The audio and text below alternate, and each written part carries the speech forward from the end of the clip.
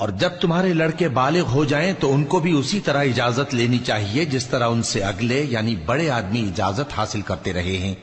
اس طرح اللہ تم سے اپنی آیتیں کھول کھول کر بیان فرماتا ہے، اور اللہ جاننے والا ہے، حکمت والا ہے۔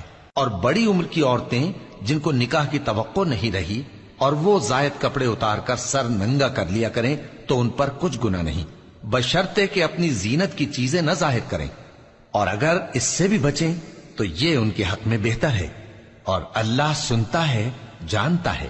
نہ تو اندھے پر کچھ گناہ ہے اور نہ لنگڑے پر اور نہ بیمار پر اور نہ خود تم پر کہ اپنے گھروں سے کھانا کھاؤ، یا اپنے باپ دادا کے گھروں سے، یا اپنی ماؤں کے گھروں سے، یا بھائیوں کے گھروں سے، یا اپنی بہنوں کے گھروں سے، یا اپنے چچاؤں کے گھروں سے، یا اپنی پھوپھیوں کے گھروں سے، یا اپنے ماموؤں کے گھروں سے، یا اپنی خالاؤں کے گھروں سے، یا اس گھر سے جس کی کنجیاں تمہارے ہاتھ میں ہوں، یا اپنے دوستوں کے گھروں سے۔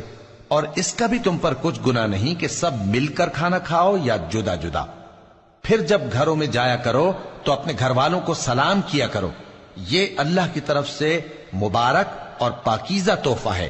اس طرح اللہ اپنی آیتیں کھول کھول کر بیان فرماتا ہے تاکہ تم سمجھو۔ مومن تو وہ ہیں جو اللہ پر اور اس کے رسول پر ایمان لائے، اور جب کبھی ایسے کام کے لیے جو جمع ہو کر کرنے کا ہو پیغمبر کے پاس جمع ہوں تو ان سے اجازت لیے بغیر چلے نہیں جاتے۔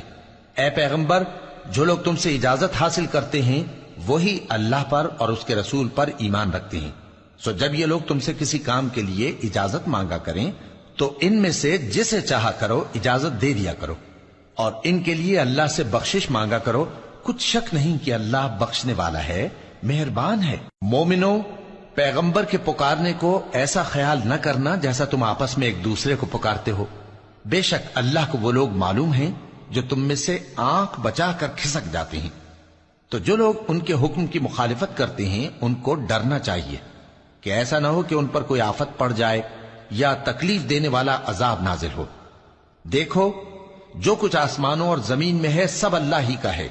جس طریق پر تم ہو وہ اسے جانتا ہے، اور جس روز لوگ اس کی طرف لوٹائے جائیں گے تو جو عمل وہ کرتے رہے وہ ان کو بتا دے گا، اور اللہ ہر چیز سے واقف ہے۔